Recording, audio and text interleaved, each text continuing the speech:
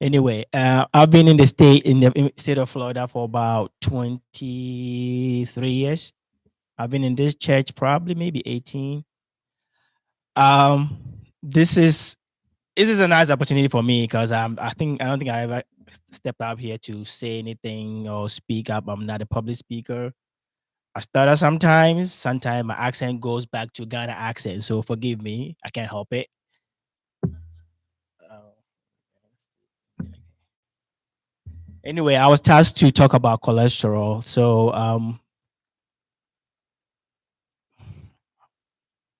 let's see.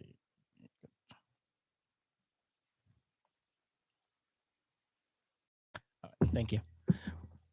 So my topic today is going to be on cholesterol, is understanding and management of cholesterol.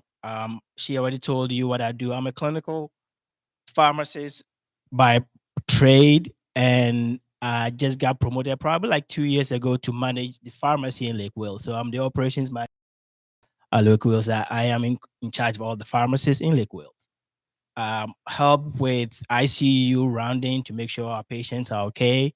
Advent has a very good mission, just to continue the healing ministry of Christ. So Advent Health, if you guys don't go there, please visit Advent Health because we are Christ centered ministry. So going forward, let me see. I'm getting technical difficulties over here. Okay.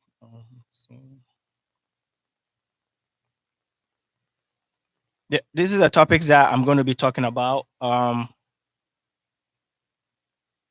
What are cholesterol and triglyceride? The myth and fact about cholesterol, and we're going to talk about who is at risk, meaning of cholesterol levels, signs and symptoms, if there's any, treatment and management, and prevention. Prevention and treatment management probably ties in, as one.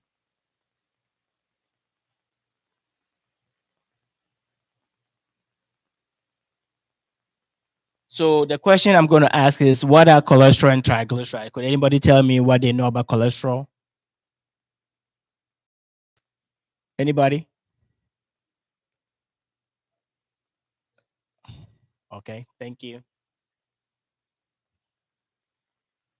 So cholesterol, it's a type of a waxy substance that the body makes. The body can make it from our kidneys, and it makes about 80% of cholesterol that the body needs, and the 20% of cholesterol comes from our diet. But the 80% that the body needs makes actually is probably enough to be able to help with cholesterol. What the cholesterol also does is it helps in building our cells. It helps with building our hormones, and it helps in how we digest food. So cholesterol is very, very important, you know, in the body.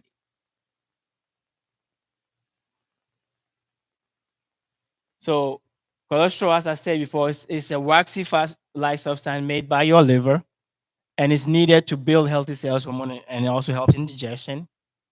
And high levels of cholesterol, that's what we're going to talk about, at, can increase the risk of heart disease. So that's the reason why we're here, to make sure that we understand how it works and how best we can help to manage it. We can get cholesterol also from diet, as I spoke earlier, and then we get from animal food, meat, seafood, poultry, eggs, and dairy products.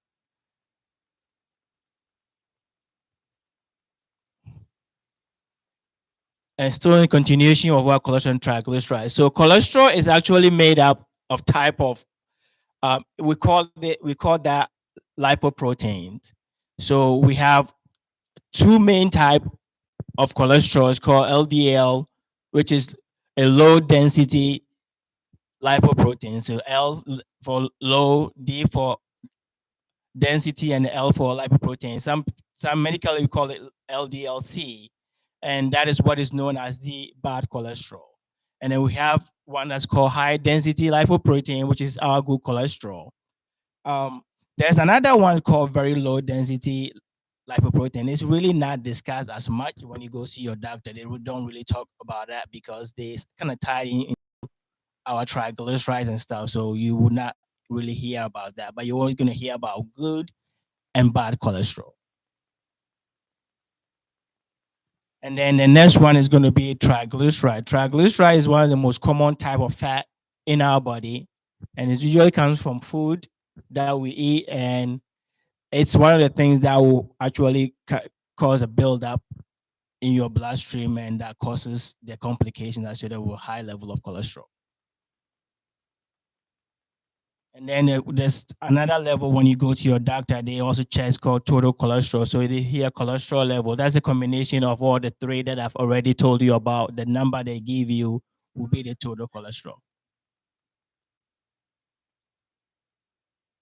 So we're going to discuss something called myth and fact. So I'm going to be asking some questions, and if anybody know, um, I think I already shared some document with you. So before I was going to think if you answer the question, I'll give you one, but I guess everybody probably have one already. So I wouldn't worry about. So first question that I'm going to ask people, there's a myth or is a fact. The children don't need to worry about cholesterol. Does anybody know about that?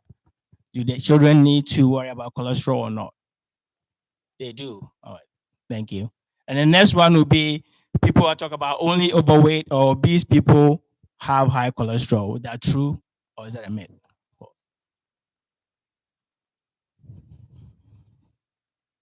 There's a kind of lag here.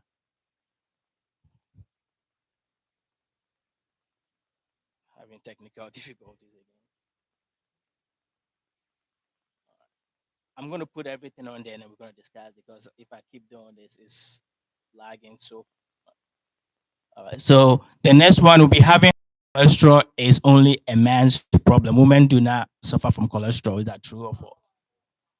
And then you don't need your cholesterol checked until you've reached middle age. What is middle age again? Can anybody tell me? I don't know what middle age is. I think I've been in middle age all my life. So that's false too. Okay. Taking cholesterol medicine means you don't have to make diet and lifestyle changes. Okay. And your cholesterol level is a result of your diet and physical activity level. So then you guys know, I don't know why I'm here because I think that you guys already know about cholesterol stuff. If nutrition label shows no cholesterol, the food is heart healthy. Is that true or false? Okay. And switching from butter to margarine will help lower cholesterol. Maybe. If the margarine is made from maybe avocado oil or olive oil, it's probably going to be okay for you. But it's made from like animal fat and stuff like that. It's not going to be healthy for you.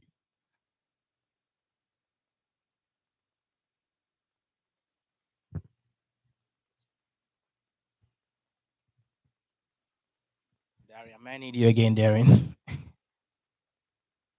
I probably need to let me take this off. Try the screen sharing. Yeah, but I think it's not working. Like, keep going. Yeah, you get instead of pressing play, press instead of pressing play, press this one and go to multi-presenter slideshow.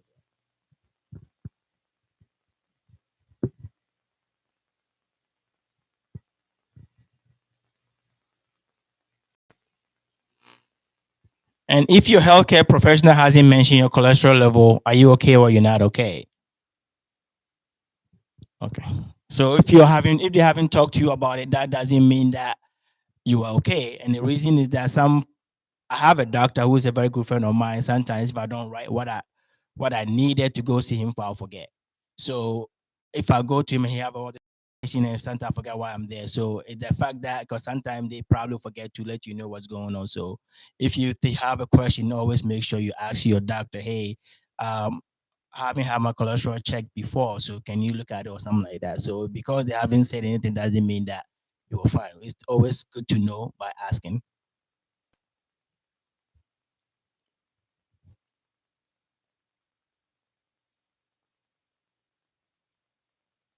So some of the facts that I'm going to talk about is nearly 1 in 3 American adults have a high level of LDL cholesterol.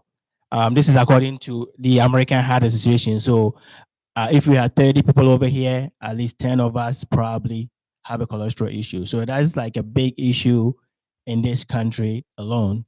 So that's why cholesterol management of that is very important.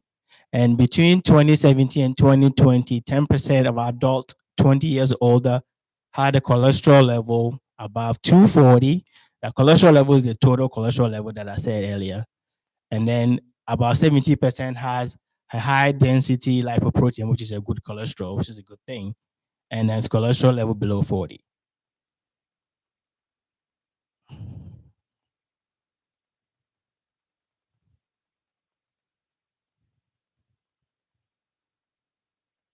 A little more than half of US adults will benefit who could benefit from cholesterol medicine are already taking cholesterol. That's a little fact that maybe we should know about.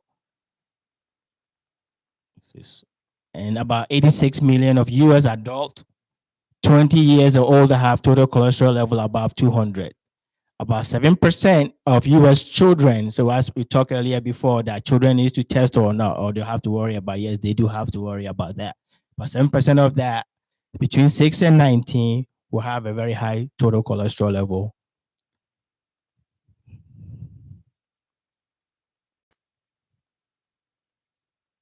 And having high blood cholesterol level will raise your heart disease risk and then leading cause of death for stroke and field leading cause of death. So it's not just stroke alone. It's also something called myocardial infarction, which people call it, like, them with having a heart attack. That's one of the risks of high cholesterol can lead to. So who's at risk? And there was a risk factors.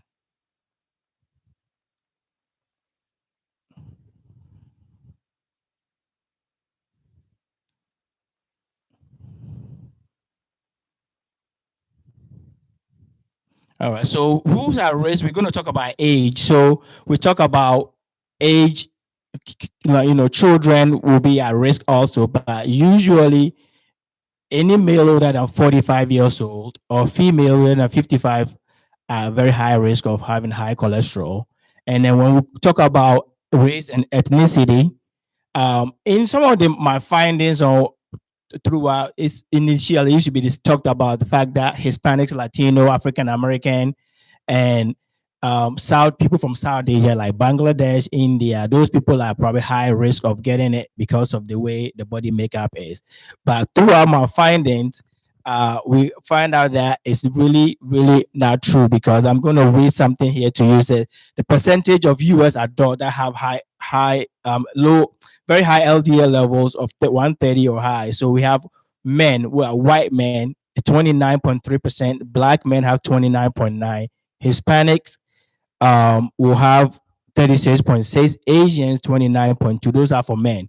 When we go to the women, we have like 32% of white Americans, 27.9 black Americans, 28.7 of Hispanics, and 25% of Asians will have a high LDL levels above 130. So this thing that they talk about race and things that Hispanic, Latino, African Americans, or South Asians is not entirely true. Everybody will be at risk for high cholesterol. So don't let that always fool you, and you need to make sure that your provider knows what's going on. Maybe they can check it for you.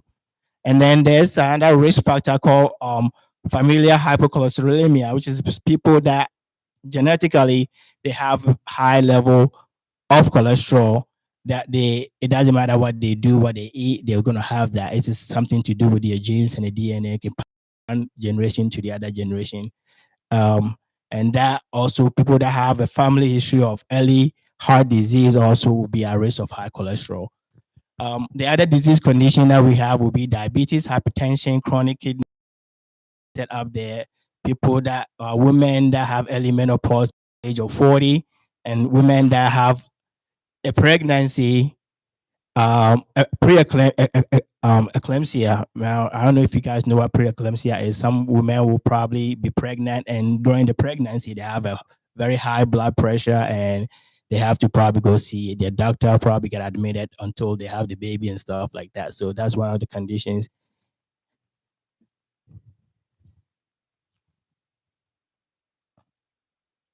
And it's sorry, forgive me about this.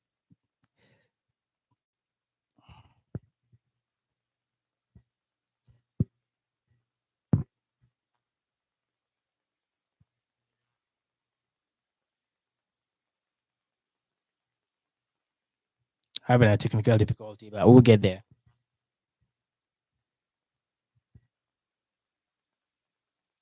Darren, I think I may need you again. Sorry. You probably need to stay down here with me. Let me try this You can do the screen share. one. Hey, this thing keep going. Let me see. So, Screen share. That way there's no delay.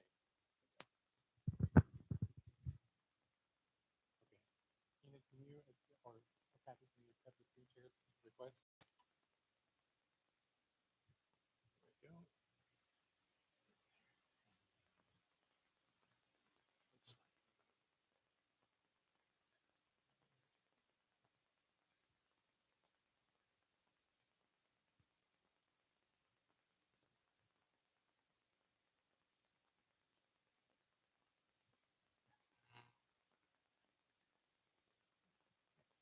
okay, so tobacco use.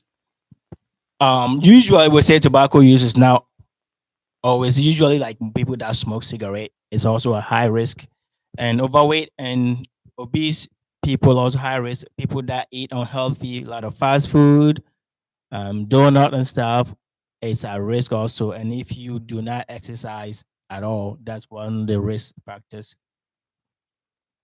So testing, we're gonna talk about testing, who and when to test. So I have listed up here by what age and how often do you have to. I'm sorry, let me go back to previous screen.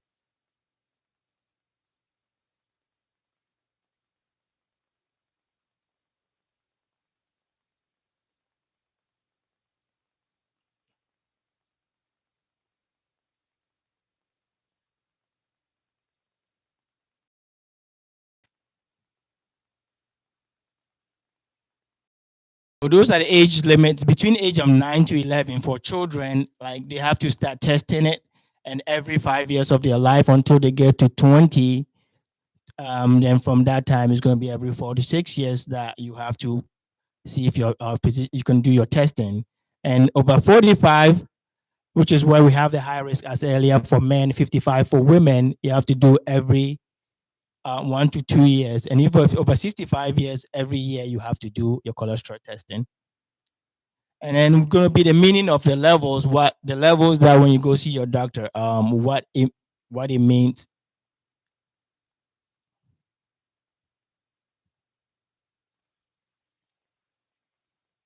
Okay, so when we go to our doctor, I'm not sure if anybody has done that. You do something called lipid panel.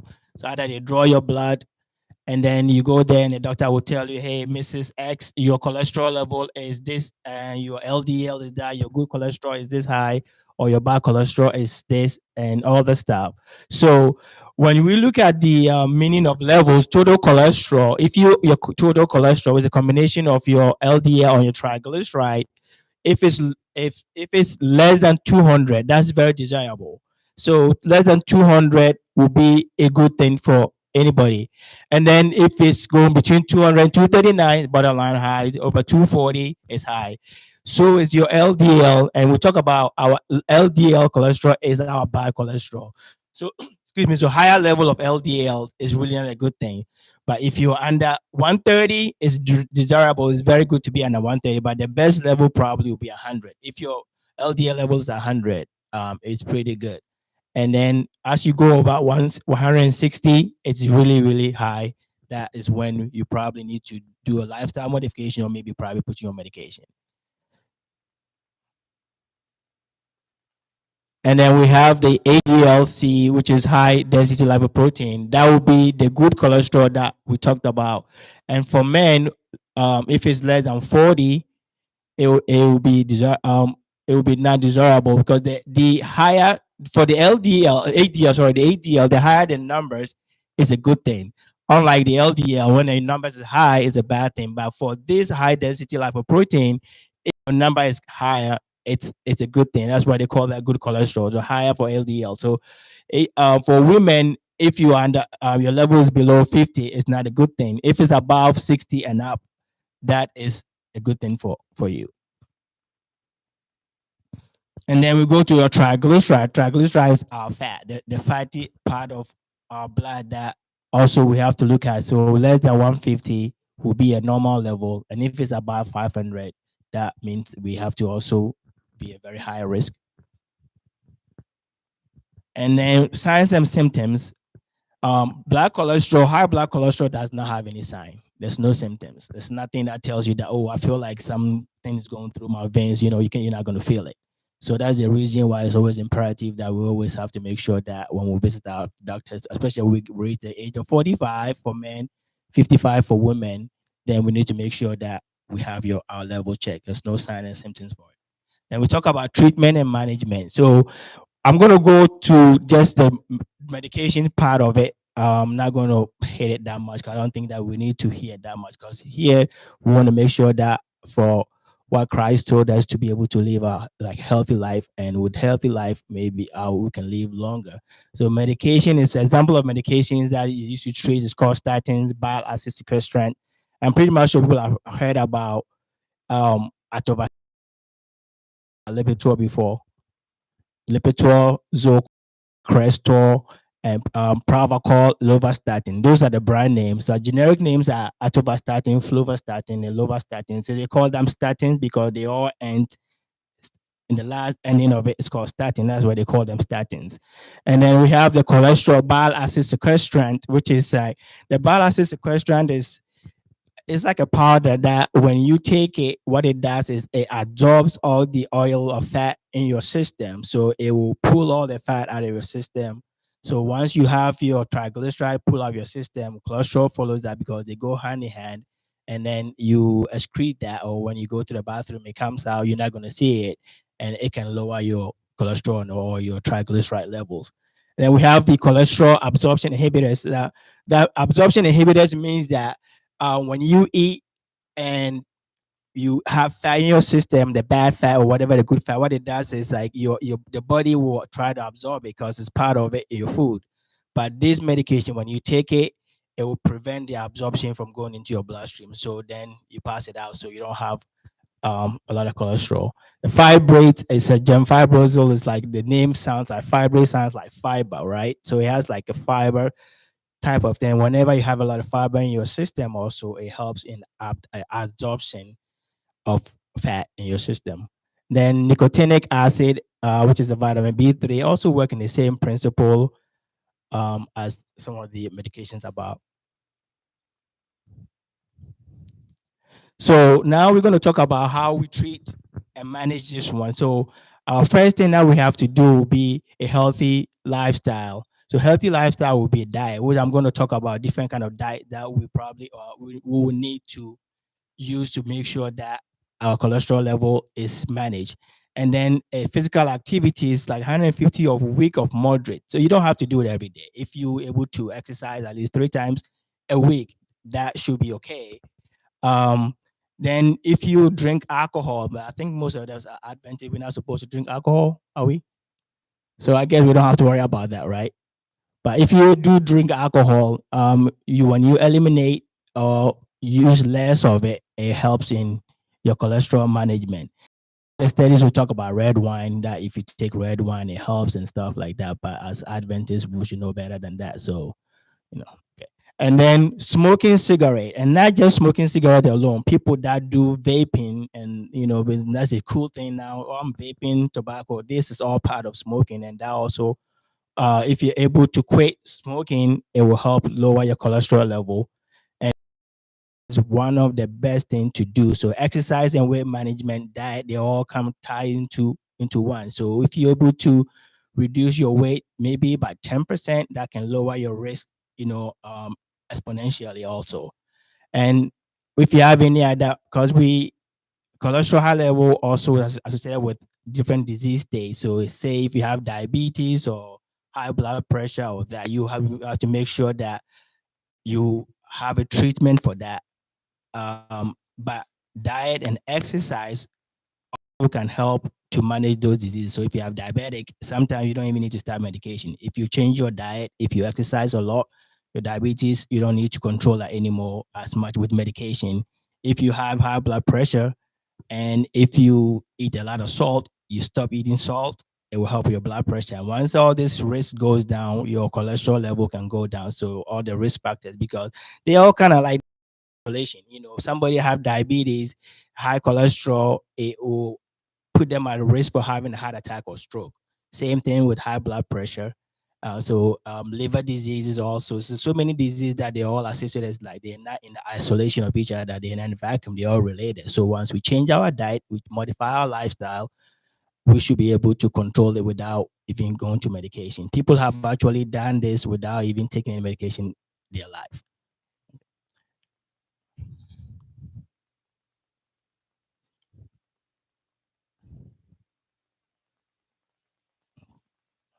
Okay. Something. So this is the tips to lower your ADL. We have already talked about most of this. So this is just a little picture that I found from verywell.com. It's one of those healthy website, tells you some of the diet changes and lifestyle modifications. So what we need to do is to avoid fatty food. You see milk over there. People talk about milk, but if you're drinking like a whole milk, it's not really a good idea. Maybe 2% or skim milk should be a good idea if you drink milk, and avoid most like dairy product, cheese, and stuff. And then if you want to eat healthy, a lot of fruit, a lot of fruit, a lot of fruit, whole wheat, whole grain, sorry, and a lot of vegetables also help in lowering your cholesterol. And exercise, don't smoke, take your medication if you need to take medication. And stress is one of the biggest things. Sometimes you don't even think about it, but you're stressing yourself. What stress does is it causes something called infla- inflammation. So it actually causes a lot of inflammation in your system. Once inflammation starts set in, everything goes down like that. So cholesterol level goes up, your blood pressure goes up, blood sugar goes up. So that's the reason why we have to make sure that we do like stress modification. But as Christians, usually we know we have hope, we have faith in God. So we will go down to, hey God, please help me manage this, and trying to reduce our stress as much as possible. Walking daily or running or swimming also can reduce our stress level, and in effect will help in reducing our cholesterol level. If anybody has any question, you can ask me. Don't let me finish, please. Example of food that our cholesterol is as listed: oats, grain, legumes, fruits, soybeans, non-starchy vegetables, edamame, and tofu. I didn't know what edamame is. I just found out edamame is like some soy, some beans that is Japanese meal. It has a lot of fibers in it, and that helps. So if you look at the list over here, most of the stuff that is up there has like the fruits and stuff has a lot of fiber. Berries, strawberries, blackberries, those have a lot of fibers, and a lot of fibers will help reduce your cholesterol level because it will help to prevent absorption of fat into your system. So this is what we have for food that lower cholesterol. Anybody has any question about that? Because Miss Dixon wanted me to talk about some of these food. We see avocados on there. I have avocado tree at my house. If anybody wants someone's ready, I'll bring some to you. Avocado is pretty good. So it's not ready yet. Probably a few more months or a few more weeks. Now you bring it, right? Wife over there, maybe she'll bring them to church.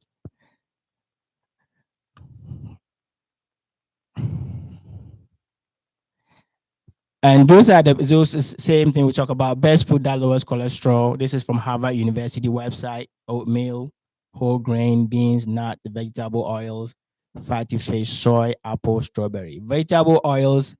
Um, Back when we are growing up in Ghana, we keep talking about coconut oil and peanut oil, and what's that oil that we use in Ghana? Palm nut oil. Those are the red oils. Those have a lot of trans fat in it. It's usually mono saturated fat, so it's really not a good idea. But avocado oil, a olive oil, canola oil. But I read about canola oil too. That right now there's like different school of thought about canola oil not being that great, but those are listed as the good oil that we can use. Fish, fish. So if you go to Japan, they live very long because of the fact that most of their diet is based off of fish, and that's the one example why. they live long because fish also help. It has a omega 3 that helps with um, lipid management in your system to lower your cholesterol and also helps. Strawberry, apples, soy, and I have to talk about like supplements that can be used as listed.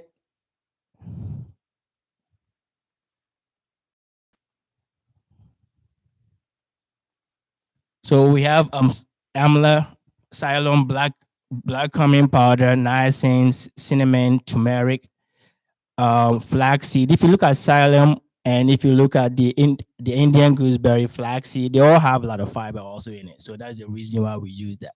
But cinnamon, turmeric, they all turmeric and cinnamon has anti-inflammatory properties. So reduce your inflammation. Anything that reduces inflammation in your system also helps in um, lowering your cholesterol and triglyceride level.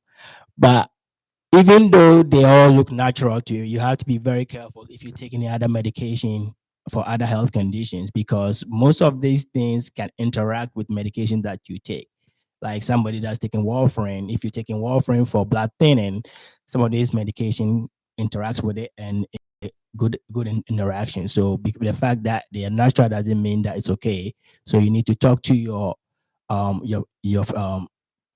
doctors and your providers to see if it's okay for you to be able to take this supplement if you're on certain medications. But if you're not on anything, this helps. There's still a lot of school of thought about cinnamon, but that it may or may not work. But it's better than nothing. So, and then we have garlic. I think everybody knows about garlic. Also have that anti-inflammatory properties also, so it helps. And then red yeast rice. Red yeast rice has some chemical is called monocolin K. Monocolin K. You remember I talk about statins like lovastatins or that. It's like a natural statin that helps to lower your cholesterol level. So red yeast rice is really good, but it depends on where you get it from because there's a lot of fake ones in the market. So be careful to look at the source of it. Sorry. From reputable manufacturer. Like usually they have a stamp that is that is like a US based stamp. If it's from the US based stamp, I'll probably go with it. But sometimes eh, I don't know. I don't know how to tell you, but usually they have like a gold seal or some particular seal. I'm not sure what the name is, but if I find out, I'll let you know. But they have like stamps like that for things that are actually made. And it will say maybe if it's a non-GMO and stuff like that, that also helps too. Because most of the GMO product really not a good idea. But if it says non-GMO, then I'll probably look at it as a maybe much safer. And the food to avoid will be as listed, and we go. Let's see, it's lagging.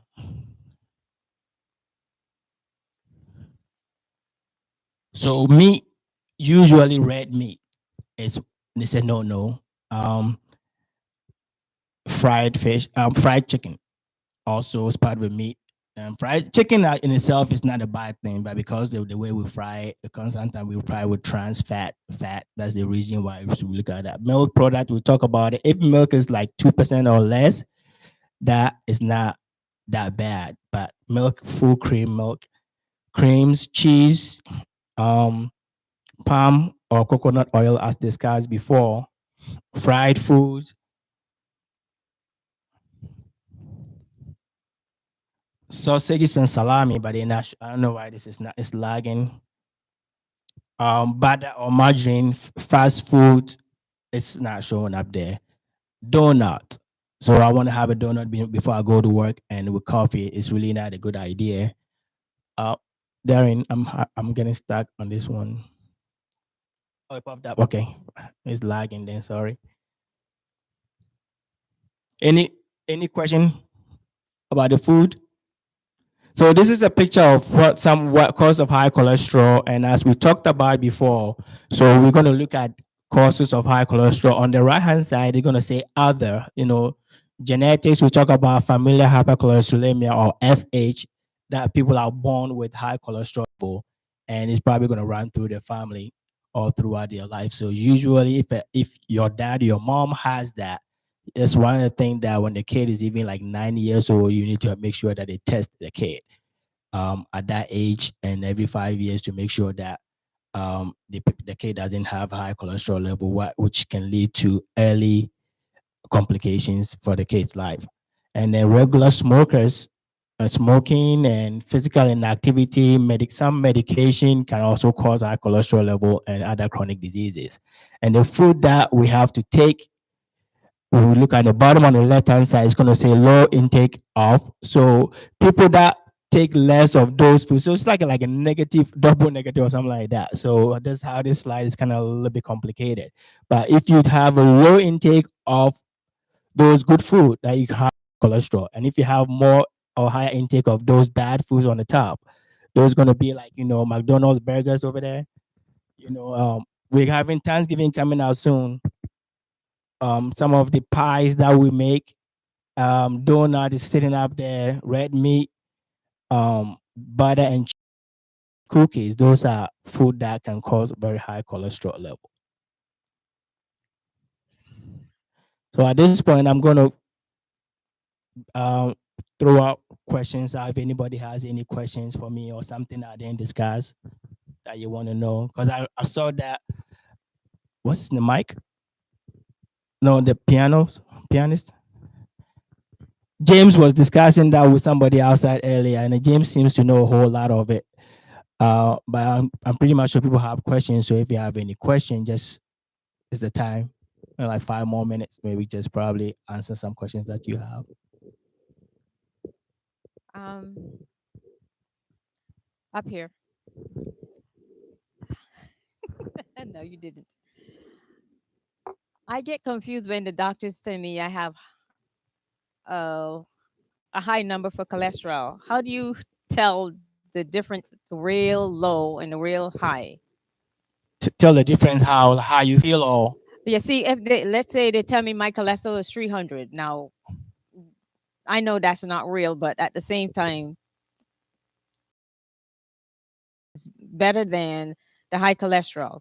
For some, low cholesterol is better than your high cholesterol. So how do I get the difference total number of, yeah. so earlier on we talk about cholesterol, what to look out for when you do your lipid panel. They have like usually it's like three things you look out for: your total cholesterol level, right?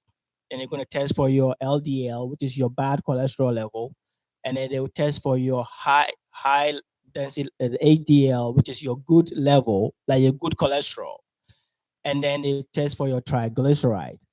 For the good cholesterol, which is HDL, if your number is high, anything above 50 is a good thing.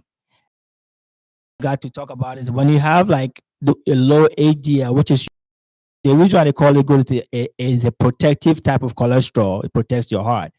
If that number is low, usually food does not increase or medication. There's some new medications out there that can increase that level, but usually physical activity is one of the best things to do to improve that number. The other cholesterol level, the total cholesterol level, anything above 200 is not a good thing because usually they give you a range to fall in when you go to see your doctor.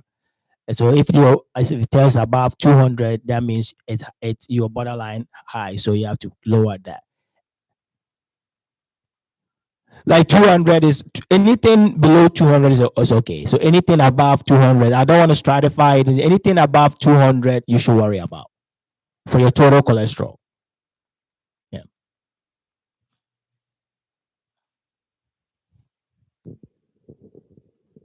Any more question?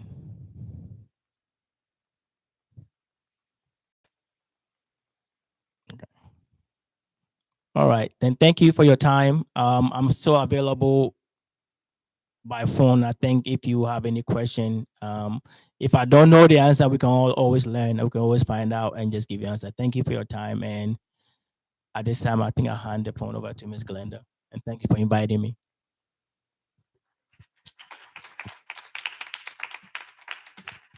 Thank you, yeah. We appreciate it. Did everybody get turn in their slip for their drawing? No?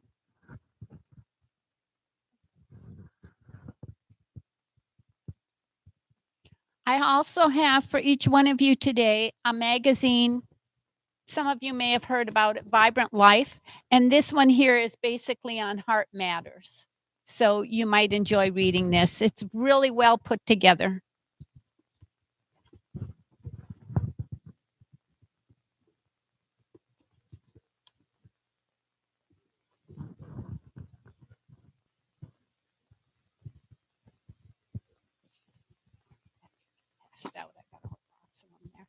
Yeah, would you like to draw or?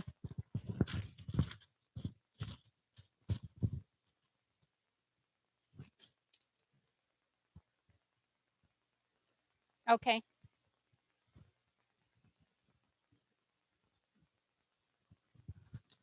Did you get a paper, Pastor?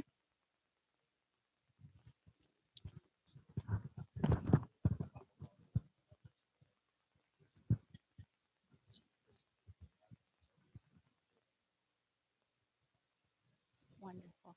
We're not going to have one in November and December. Dr. Samuel's going to do January. Yeah, you can. Katharina's daughter is going to do next month. So, but in the springtime, I'll keep that in mind. That would be wonderful. That would be wonderful.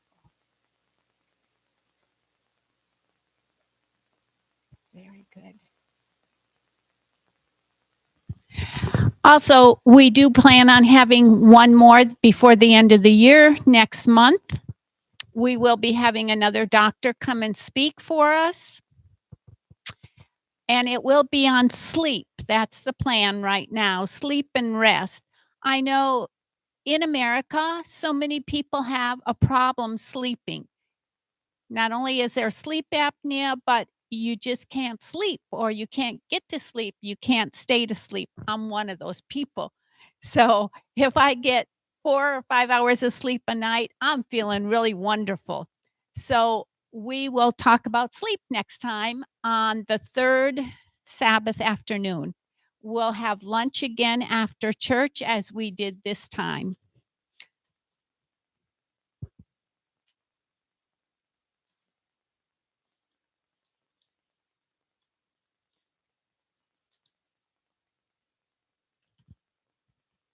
Michelle Cruz.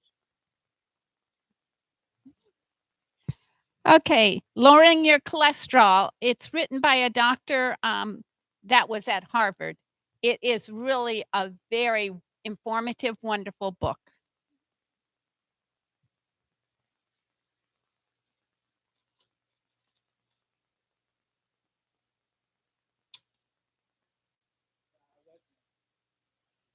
Sarah Wesley. Sarah.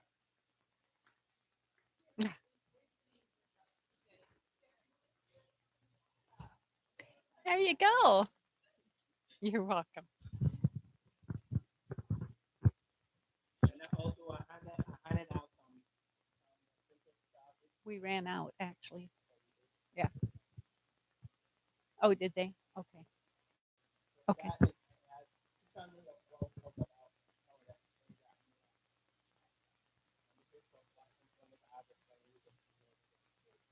Hopefully you come here one day. Thank each one of you for coming. Pastor, would you have our closing prayer?